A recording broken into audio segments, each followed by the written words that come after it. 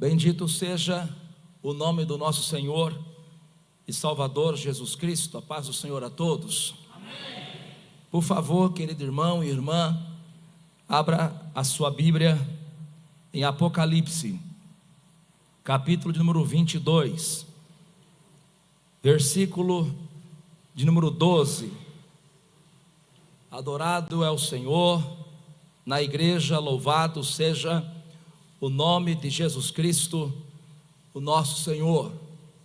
Já sentimos a presença dele em nosso meio, e ele já falou conosco através dos louvores, através das mensagens cantadas, que primeiramente para ele é louvor, e para nós mensagens que falam ao coração. Apocalipse, capítulo 22, versículo 12, está escrito assim a palavra do Senhor Jesus: eis que venho cedo, eis que cedo venho, e o meu galardão está comigo, para dar a cada um segundo a sua obra. Por favor, pode se assentar, adorando ao Senhor, louvando ao Senhor. Meus irmãos, aqueles que são atentos aos detalhes que acontecem em meio ao culto, puderam observar que um dos hinos da harpa cristã cantado nesta noite falava sobre a volta de Jesus Cristo. Também o departamento de jovens louvou ao Senhor com uma canção falando a respeito da volta de Jesus Cristo. Em tom de brincadeira, não pejorativo, mas em tom de alegria, o nosso irmão Felipe, ao louvar, disse que está aguardando a volta de Jesus. Ontem, ali no culto na praça, nós falamos sobre um dos sinais que haveria de acontecer quando Cristo estivesse para voltar.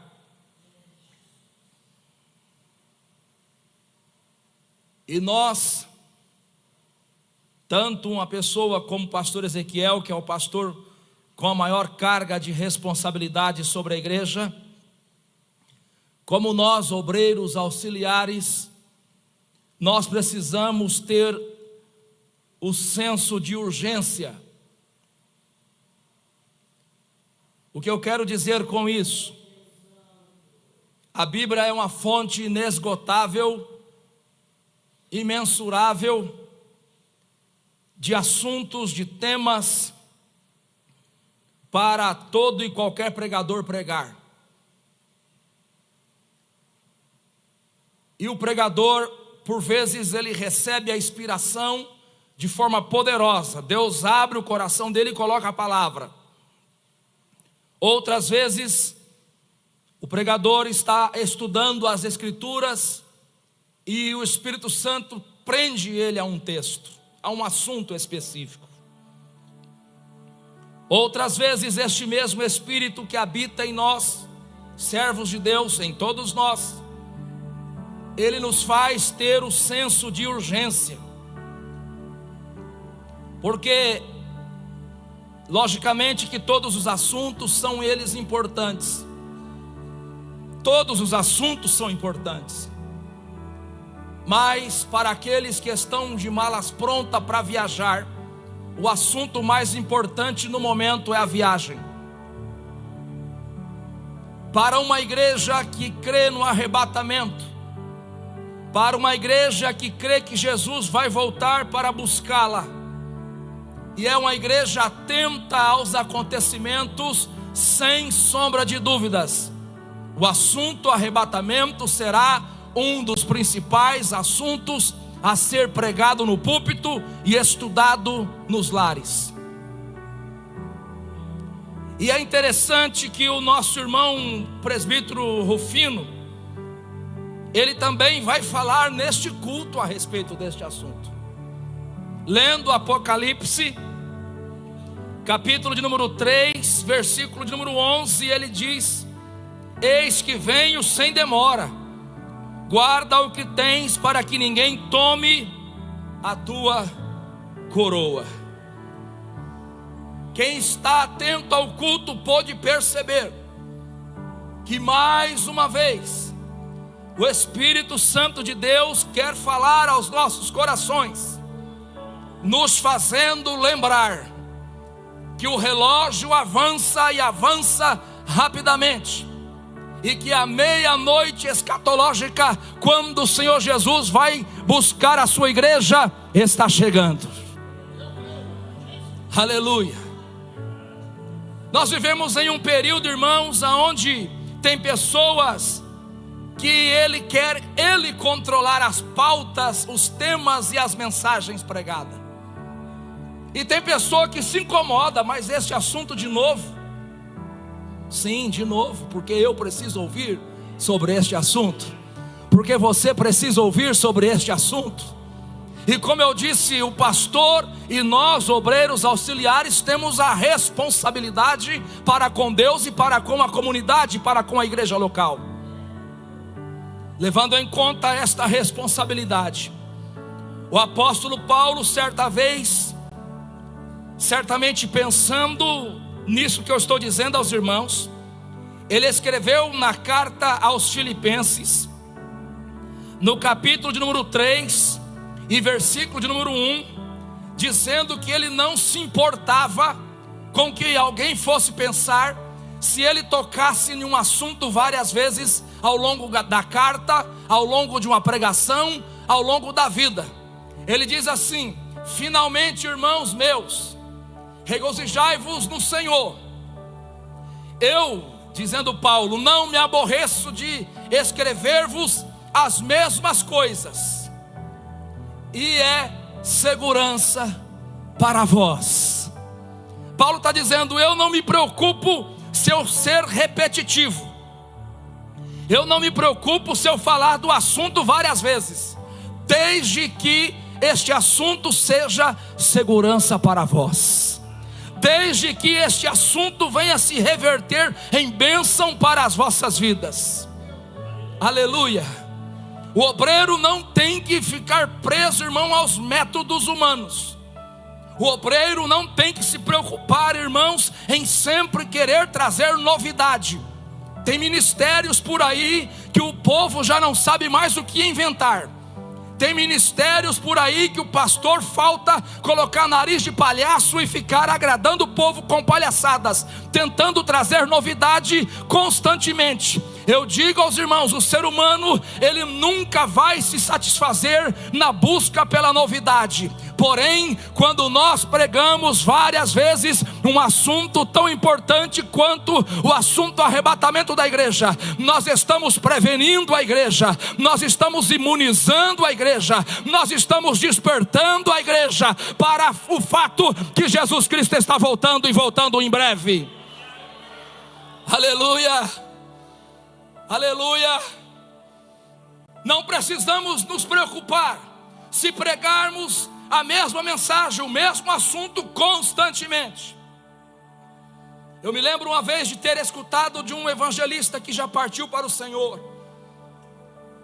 Na época, o evangelista Gentil Burborema trabalhou com o pastor Ezequiel, no período em que eu congreguei com eles ali no conjunto Semíramis em Londrina.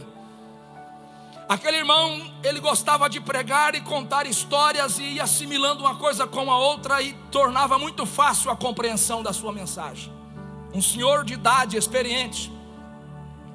E ele disse que certa vez um obreiro estava dirigindo uma congregação, e um dos bacanas, dos poderosos daquela congregação foi no templo sede reclamar daquele obreiro.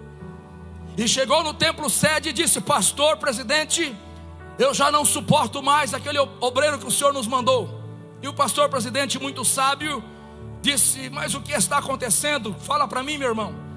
E o camarada reclamou: aquele obreiro que o senhor mandou prega sempre a mesma mensagem. prega sempre o mesmo assunto.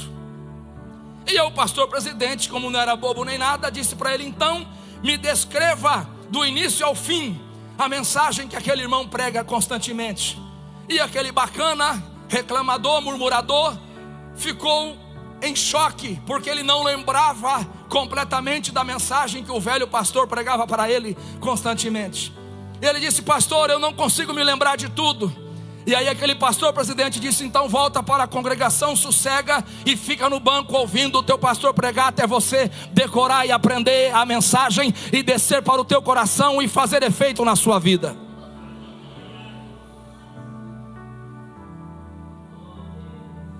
Irmãos, quando o assunto se trata de arrebatamento, nós precisamos sempre estar sendo lembrados por Deus.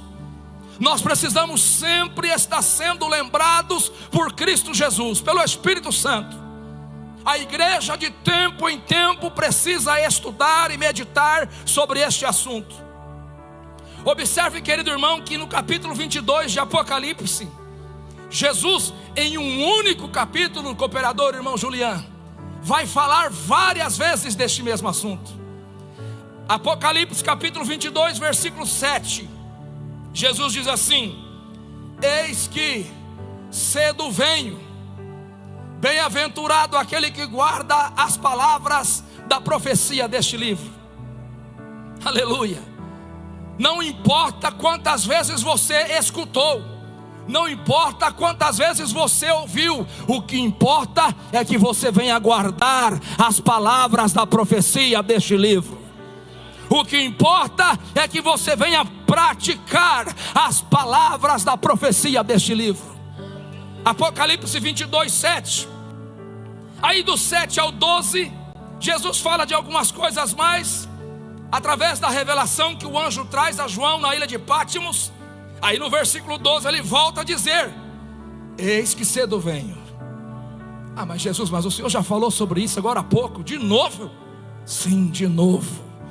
De novo, porque você precisa se preparar, porque você precisa estar atento, porque quando eu vier, eu vou vir como um ladrão, não vai dar tempo de você se preparar. Por isso eu falo e falo de novo: eis que cedo venho, e o meu galardão está comigo, para dar a cada um segundo a sua obra.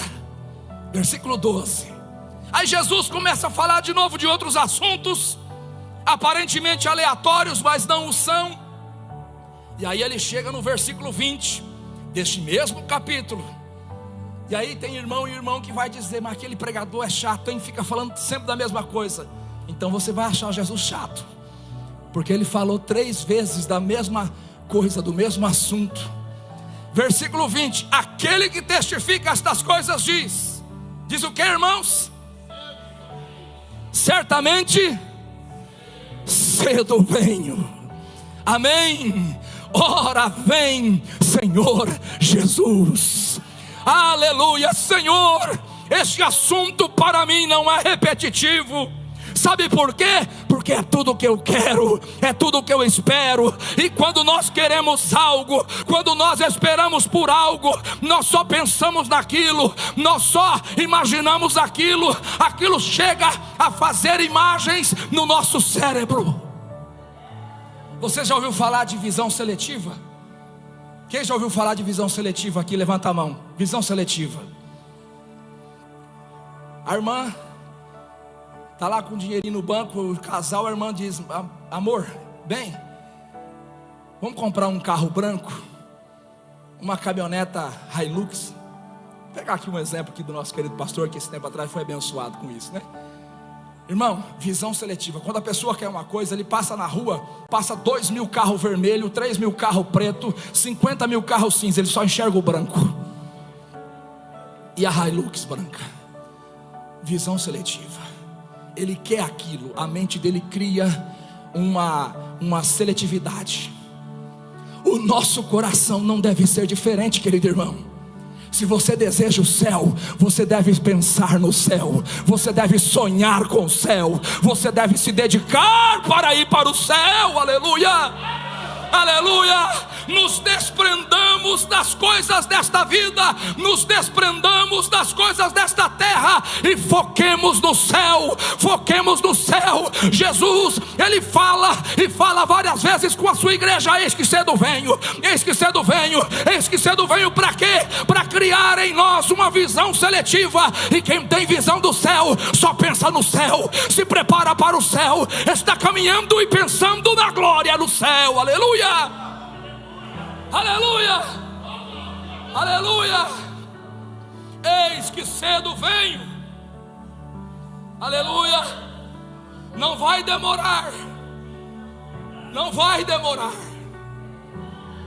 Tem crente, irmão, que já não acredita na volta de Jesus Cristo. Tem igreja, irmãos, que já não acredita na volta de Jesus Cristo.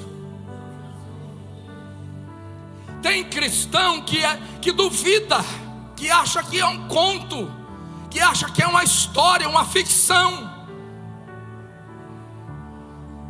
Aqui no Ocidente, se você sair nas ruas agora, aqui no Brasil, mesmo um país tão corrupto quanto o nosso, mesmo um país que pega dinheiro da saúde e da educação, desvia e investe numa marcha gay, numa parada gay, um país profano como o nosso, se você sair nas ruas agora e perguntar para as pessoas se elas creem em Jesus Cristo, a maioria vai dizer que crê. A maioria vai dizer que acredita que este personagem, Jesus Cristo, existiu. Mas através do que elas acreditam? Através da Bíblia. Não existe um outro meio para se saber de Cristo a não ser através da Bíblia. Mas veja, a pessoa crê que Jesus existiu, mas tem dificuldade para crer na totalidade das Escrituras. Porque para você crer que Jesus existiu, você precisa acreditar que Ele existiu conforme a Bíblia, e não conforme a tua crença, a tua imaginação. E o nosso presbítero irmão João falou aqui de milagres. E eu digo aos irmãos, para Jesus existir, não foi necessário um milagre? Hã? Sim ou não? Ou nós ouvimos dizer constantemente que uma virgem dá luz? Hã? Rapaz, eu conheço lá no bairro que eu moro lá umas 4 mulheres que eram virgem e deu luz. É assim? Não. É algo único na história. É algo que nunca existiu na história. Jesus, irmãos, quando o profeta Isaías diz no capítulo 9, versículo 6: porque um menino nos nasceu, um filho se nos deu, e o principado está sobre os seus ombros. A primeira descrição do nome de Jesus que Isaías vai dar aí é que Jesus é maravilhoso. É maravilhoso. E um dos motivos dele ser maravilhoso está no fato da maneira como ele nasce. Não é maravilhoso, irmão, o fato de alguém nascer de uma virgem? Não é maravilhoso, irmão, o fato de alguém ser gerado pelo Espírito Santo no interior, no ventre de uma virgem? Não é maravilhoso, irmão, alguém ser o próprio Deus encarnado, o Filho de Deus habitando entre nós? Não é maravilhoso isso? Aleluia. Se eu creio na existência de Jesus, eu preciso crer na existência de milagres. Eu preciso crer que este Deus, Ele é poderoso para fazer algo que nunca foi feito, que nunca aconteceu e que talvez nunca poderá acontecer. Isso falando em regra geral. O seu nome será maravilhoso, Conselheiro, Deus forte, Pai da eternidade, é Príncipe da paz. Este é o Jesus que você serve, este é o Jesus que a igreja serve, este é o Jesus que prometeu que vai buscar a sua igreja. Ele é maravilhoso, Ele faz coisas maravilhosas, Ele é Deus forte, Ele tem o poder de arrebatar milhões e milhões de pessoas ao mesmo tempo, e este dia está chegando, aleluia, aleluia. Isaías no capítulo 7, versículo 14 do seu livro diz: portanto, o mesmo Senhor vos dará o quê? Um sinal. A primeira vinda de Jesus a este mundo foi precedida de sinais. Eu não tenho tempo para falar de todos eles, mas a primeira vinda de Jesus a este mundo foi precedida de sinais. E um dos sinais é que uma virgem, uma moça jovem, que ainda não se relacionou fisicamente e sexualmente com o seu noivo, o seu esposo, uma virgem, conceberá e dará à luz a um filho, e será o seu nome Emanuel. Aleluia, aleluia. A vinda de Jesus a este mundo, querido irmão e irmã, foi precedida de vários sinais, de muitos sinais. A primeira vinda foi precedida de sinais, guarde isso na tua cabeça. Números capítulo 24, versículo de número 17. Números 24, versículo 17 diz assim: vê-lo-ei, mas não agora, contemplá-lo-ei, mas não de perto. Uma estrela procederá de Jacó. Uma o que, irmãos? Estrela procederá de Jacó, e um cetro subirá de Israel, que ferirá os termos dos moabitas e destruirá todos os filhos de Sete.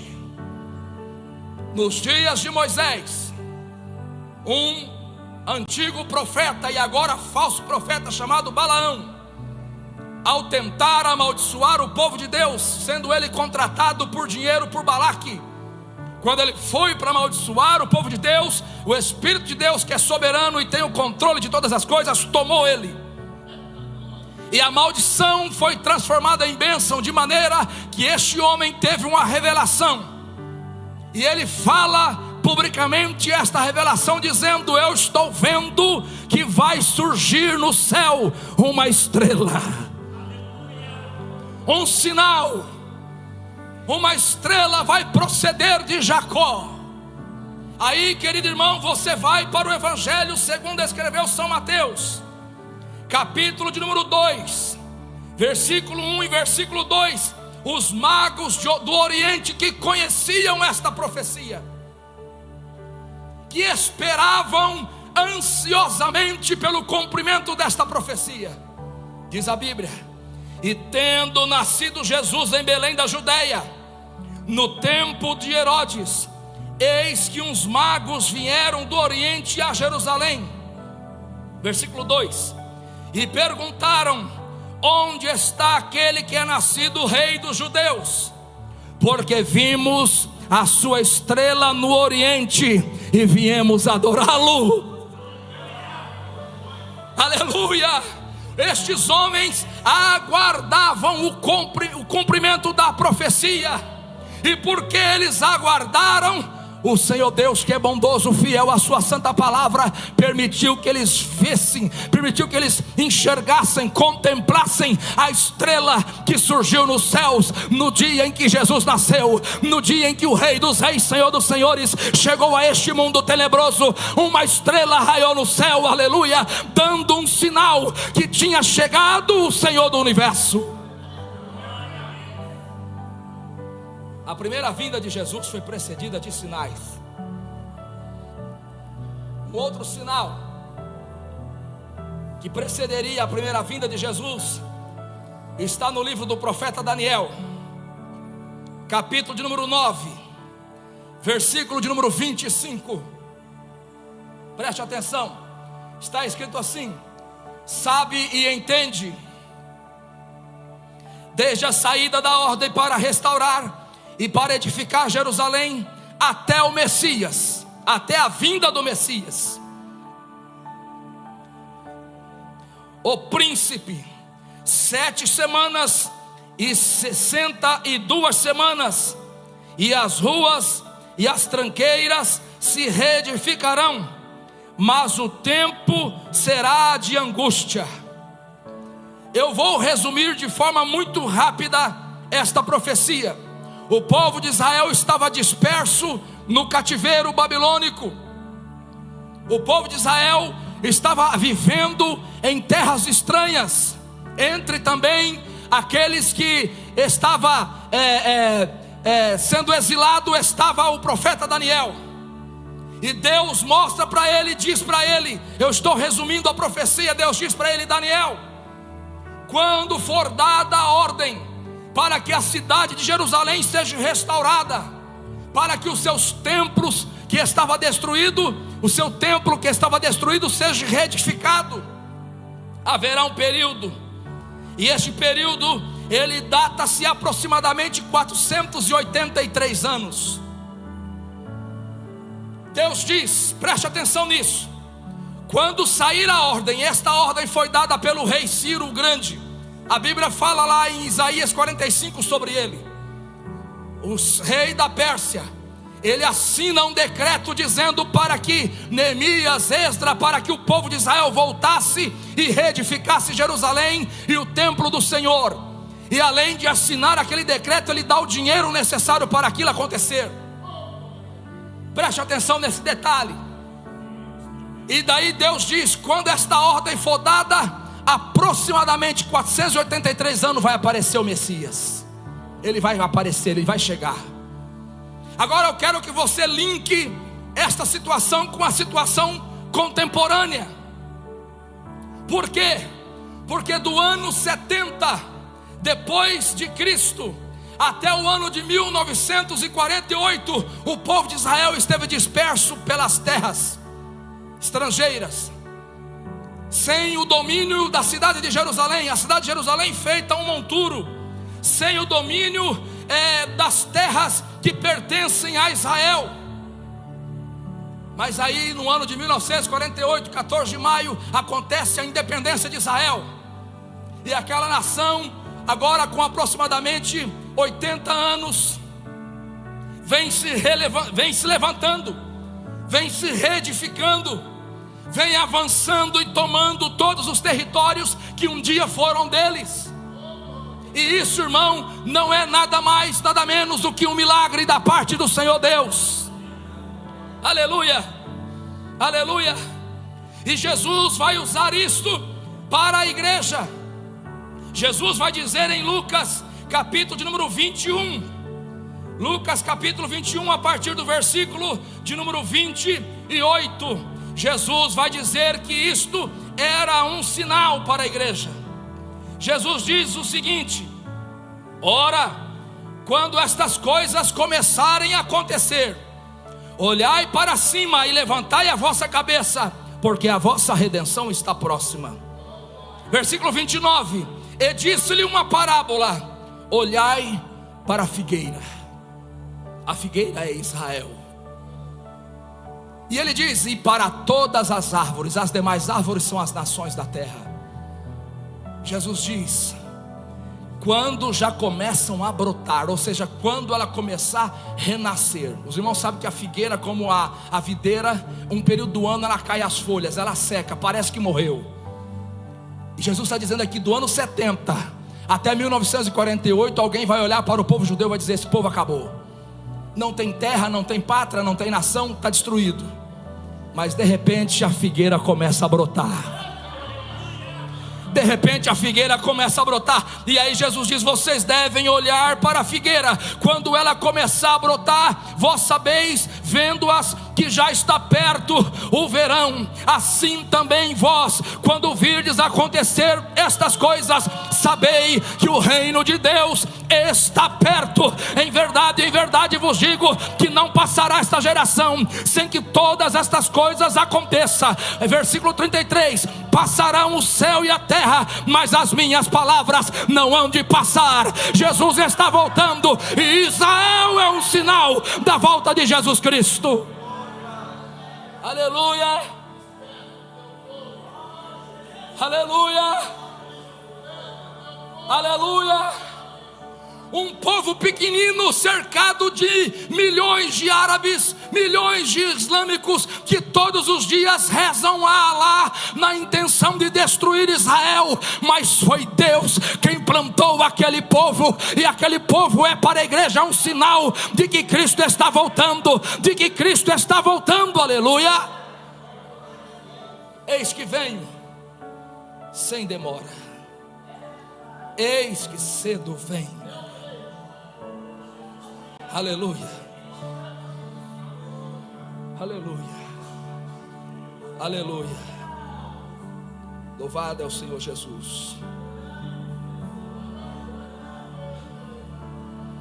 Segunda carta de Pedro, capítulo de número 3, versículo 13. Segundo Pedro 3,13.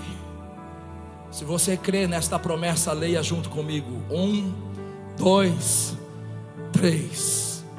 Mas nós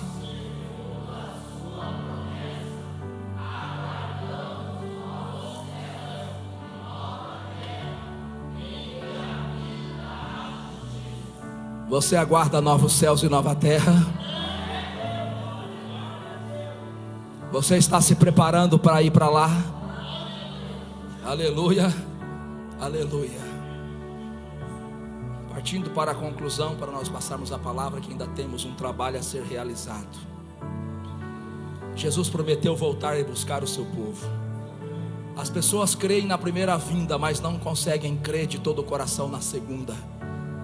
Assim como na primeira os homens não se prepararam para receber o Messias, foi ele recebido em uma colcheira, em um estábulo. Assim também a segunda vinda de Cristo, infelizmente a maioria das pessoas não estão se preparando para recebê-lo. E nós, como obreiros do Senhor, como igreja do Senhor, precisamos alertar a cada um de nós e também ao mundo que Jesus está voltando. E a sua volta, irmão, será repentina, será rápida. Mateus 24, 27, Mateus capítulo 24, versículo 27 diz: porque assim como um relâmpago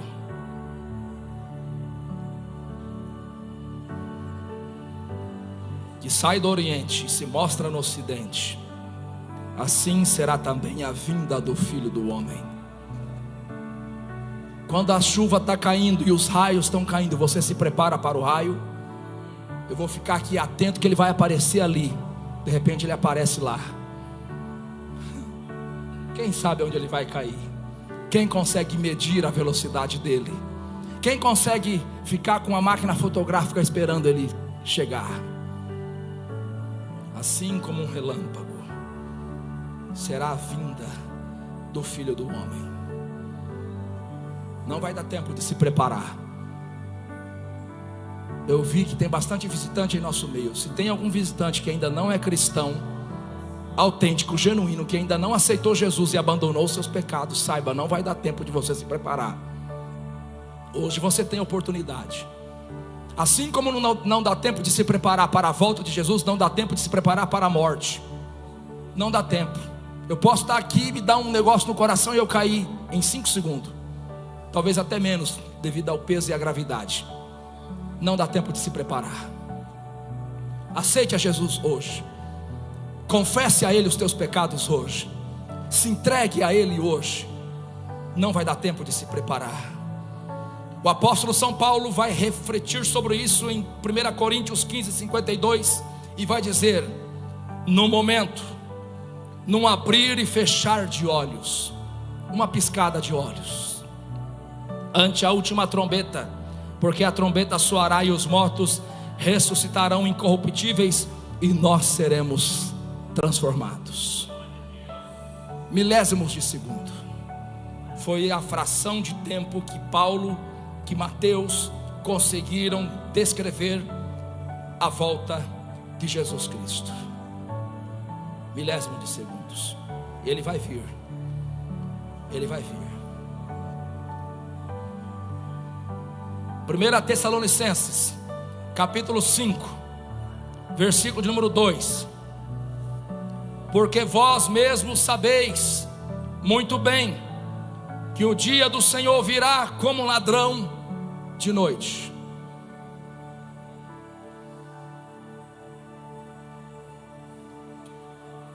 Ladrão, ele é bem vagaroso, é assim? Ele anda igual uma tartaruga, é assim? Preguiçoso, abrindo a boca, vou roubar uma casa ali. É assim? É assim? Ladrão sai falando para todo mundo: vou roubar aquela lanchonete agora lá, cara. É assim? Ladrão chega num lugar, vê uma peça que custa 10 mil reais. Tem uma peça que custa 10, mas eu vou levar aquela ali que custa 50 centavos. É assim? Não. Ladrão age rápido e vem para buscar coisas de valor. Se um ladrão entrar numa casa e não levar coisas de valor, esse ladrão é um burro. Ladrão vem para buscar coisas de valor. Jesus vai agir rápido, e Jesus vai vir para buscar aquilo que de mais valor tem na terra, que é a tua vida. Por você e por mim, pela igreja, Ele derramou o seu sangue na cruz do Calvário. Se coloque de pé, por favor.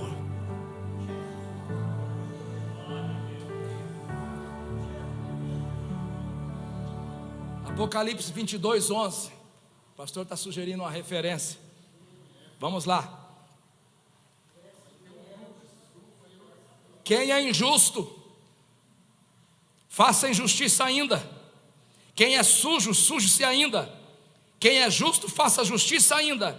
E quem é santo, seja santificado ainda. Eis que cedo venho. Como você está? Querido amigo visitante, você veio participar deste culto. Certamente alguém te convidou. Essa pessoa que te convidou você foi usada por Deus. É necessário dizer que se você morrer hoje sem Jesus, sem o perdão dos teus pecados, você vai para o inferno. É necessário dizer que se Jesus voltar e arrebatar a igreja hoje, você fica.